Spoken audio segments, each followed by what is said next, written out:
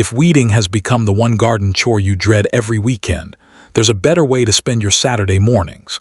Certain plants don't just tolerate weeds, they physically and chemically shut them out. Some form dense mats that block every ray of sunlight weed seeds need to sprout. Others spread through underground roots that leave no open soil for anything else to take hold. Gardeners have relied on these plants for generations, long before anyone marketed them as a hack. Today we're covering 10 of the most effective weed-suppressing plants you can add to your garden for sun, for shade, and everywhere in between, along with exactly how to plant and care for each one. Let's get into it. First plant, creeping thyme. Few ground covers close a bed faster than creeping thyme. It spreads into a low, dense mat, usually no more than 2 to 4 inches tall, that hugs the soil so tightly that weed seeds simply can't find bare ground to land on. This tight growth habit is really the whole secret.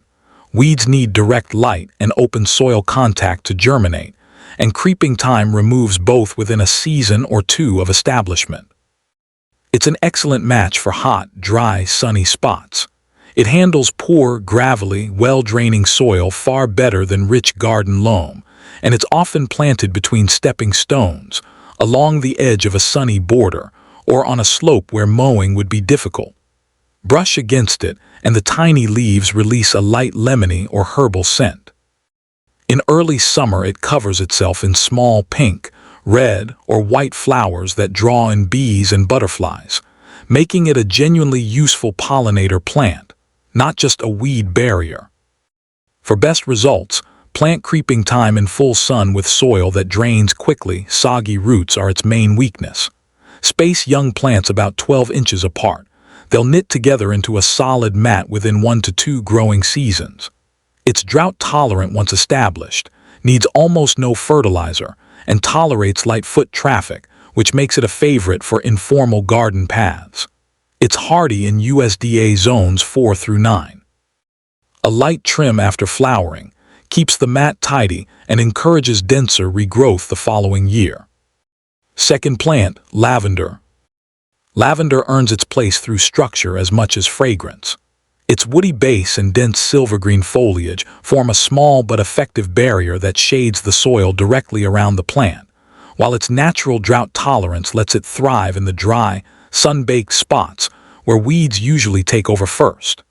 Weeds struggle to compete for both light and water in lavender's immediate root zone, which is why a mature planting tends to stay remarkably clean with minimal upkeep. Lavender wants full sun, at least 6 hours a day, and lean, well-draining soil.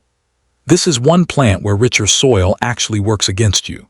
Heavy, moisture-retentive ground tends to shorten lavender's lifespan and invite root rot. If your soil is heavy clay, consider planting in a raised bed or mounded row, or working in coarse sand and grit before planting.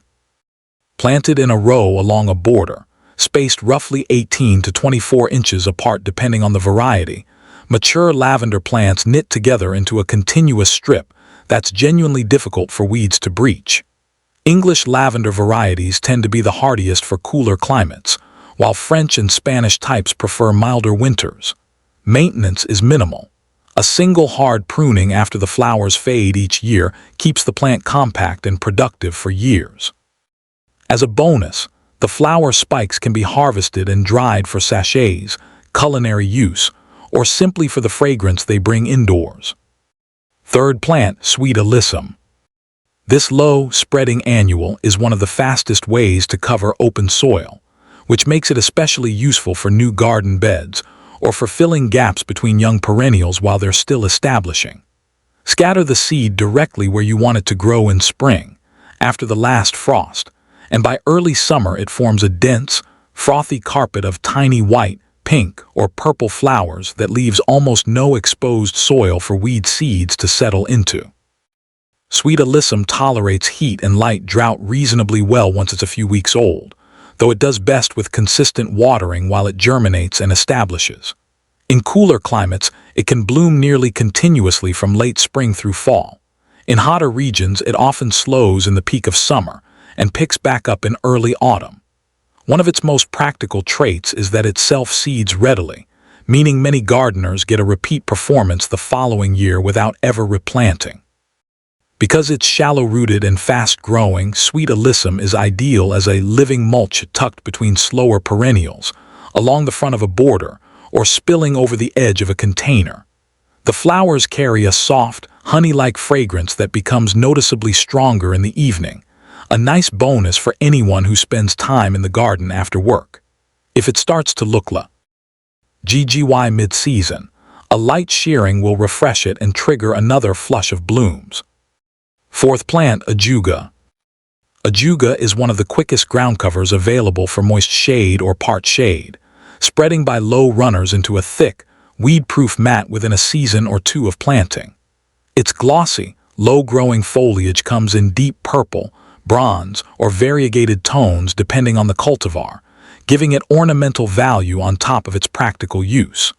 In spring, it sends up short spikes of blue-violet flowers that are one of the earlier nectar sources for bees in the season. Ajuga performs best in part shade to full shade with moisture-retentive soil, though many varieties tolerate more sun if the ground stays reasonably moist.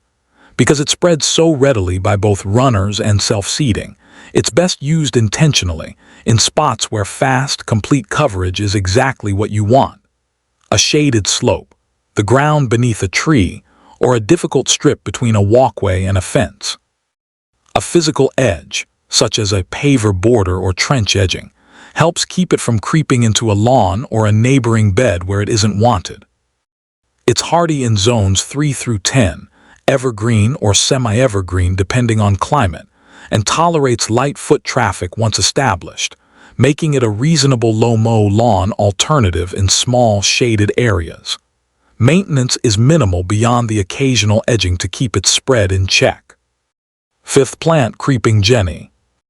Also known as moneywort, creeping jenny spreads by rooting stems that travel along the surface of the soil, filling in bare ground with round, coin-shaped leaves in bright chartreuse or green. Wherever a stem touches soil, it tends to root, which is what allows this plant to close gaps so quickly and leave weeds with nowhere to establish. It's remarkably adaptable, growing in both full sun and fairly deep shade, though the golden-leaved varieties tend to hold their brightest color with a few hours of direct sun each day. It prefers consistently moist soil, but tolerates occasional drought once its root system is established. It looks especially striking trailing over the edge of a retaining wall, a raised bed, or hanging from a container, where its stems cascade down in a bright curtain of foliage. Small yellow, cup-shaped flowers appear scattered through the foliage in summer. Because creeping jenny roots so easily, it's a good match for spots where fast coverage matters more than restraint, but it does benefit from an occasional trim to keep it from wandering into a lawn or crowding out smaller nearby plants. It's hardy in zones 4 through 9, and like ajuga, is best planted with a clear boundary in mind. Sixth plant, sedum. Sedum's thick, fleshy, succulent leaves store water, which is exactly what allows it to thrive in poor, dry soil where most ground covers struggle. Low-growing, spreading varieties form a colorful moss-like mat that physically shades out weed seedlings, while surviving conditions, heat, drought, humidity, poor soil, even some foot traffic that would stress out more delicate plants. This makes sedum a strong candidate for rock gardens, gravel beds, green roofs, and other lean, sun-baked areas where soil quality is a genuine challenge and irrigation is limited. Planted in full sun with sharp drainage. Like lavender, its biggest enemy is soggy, waterlogged soil rather than heat or drought. In late summer, many low-growing types produce clusters of small, star-shaped flowers that shift in color from soft pink to a deep rust as they age, adding late-season interest right as many other perennials are fading for the year. Sedum spreads by both creeping stems and self-seeding in favorable conditions, gradually filling in bare patches over a couple of seasons. It requires almost no fertilizer. In fact, overly rich soil tends to make it leggy and floppy rather than dense, and once established it's one of the lowest maintenance weed-suppressing plants on this list. Seventh plant, hardy geranium. This isn't the common annual geranium sold in nursery six-packs each spring. It's a tough, long-lived perennial that mounds and spreads to fill gaps between other plants in a border. Its deeply lobed foliage and near-constant blooms, from late spring through fall depending on variety, cover the soil so thoroughly that weeds rarely get a foothold in an established planting. Hardy geranium isn't invasive in the way some fast ground covers are, but it is persistent, gradually filling awkward, in-between spaces at the front of a border with very little intervention. It tolerates a wide range of light conditions, from full sun to part shade, and adapts to average garden soil without much fuss, which is part of why it's such a popular gap filler among experienced gardeners. Colors range from soft pinks and magentas to deep blue violets depending on the cultivar. Maintenance is genuinely low. An occasional trim after the first flush of flowers encourages a second round of blooming and keeps the plant from rolling too far. It works particularly well as a soft, billowing transition between taller shrubs and a path or lawn edge, and unlike many aggressive ground covers, it tends to stay where it's planted while still filling in fully, coming back fuller and more floriferous each year. 8th plant, daylilies. Daylilies build their weed resistance from below ground up. Their thick, fibrous root systems form a dense underground network that established weeds struggle to compete against for water and nutrients, while their long, arching foliage shades the soil surface above, cutting off the light that weed seeds need to germinate. Together, this above and below approach makes a mature daylily clump one of the more complete weed barriers on this list. Each individual daylily flower lasts only a single day, which is where the name comes from, but a healthy plant produces so many buds in succession that a clump can bloom continuously for several weeks. Daylilies tolerate heat, drought, and poor soil remarkably well once established, and they're forgiving of inconsistent watering, making them a good choice for gardeners who want reliable results without constant attention. Plant daylilies in full sun to light shade in average, well-draining soil, spacing clumps roughly 18 to 24 inches apart to allow room for spreading. They improve with age. Mature clumps can be divided every 3 to 4 years, both to keep the plant vigorous and to give you free divisions to fill in other weed-prone areas of the yard. With thousands of cultivars available in nearly every color except true blue and white, there's a daylily variety suited to almost any garden style. 9th plant, hostas. For the shady spots where grass gives up, under mature trees, along a north-facing wall, or in the shadow of a building, hostas are one of the most reliable answers available. Their broad, overlapping leaves form a dense canopy that blocks light from reaching the soil beneath, keeping it consistently shaded and cool, conditions that most weed seeds simply can't germinate in. Hostas come in an enormous range of sizes and colors, from small varieties with leaves the size of a coin to large specimens with leaves as big as a serving platter, in shades from deep forest green and blue-green to bright chartreuse and variegated patterns edged in white or cream. Many varieties also send up spikes of white or lavender flowers in mid to late summer that carry a light fragrance and attract hummingbirds. Hostas need consistent moisture and at least partial shade. Too much direct sun can scorch their leaves, especially on thinner-leaved varieties. They're hardy in zones 3 through 9, and once established, require little beyond an annual cleanup of old foliage in early spring before new growth emerges. One practical note: in areas with deer or slug pressure, some protective measures may be needed, since hostas' tender leaves are a favorite target for both. 10th plant, ferns. Ferns fill shaded ground in a way few other plants can, spreading by underground stems called rhizomes that send up new fronds as they travel outward, gradually closing off any open soil in their path.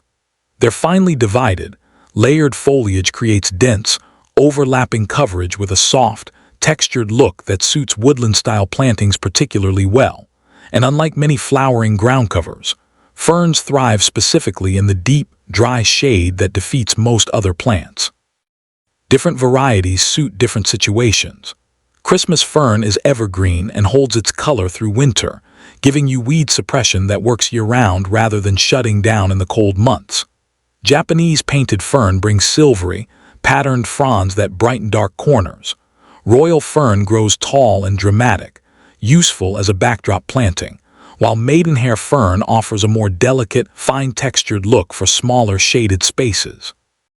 Most ferns prefer consistently moist, well-drained soil rich in organic matter, though many tolerate dry shade reasonably well once their root systems are established over a season or two.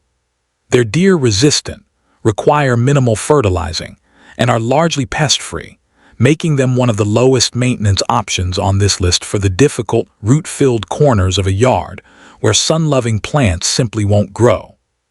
10 plants, 10 different strengths from sun-baked slopes to the deepest shade under a tree. Match each one to the conditions in your own yard, give it a season or two to establish, and you'll spend far less time on your knees pulling weeds and far more time enjoying what you've grown.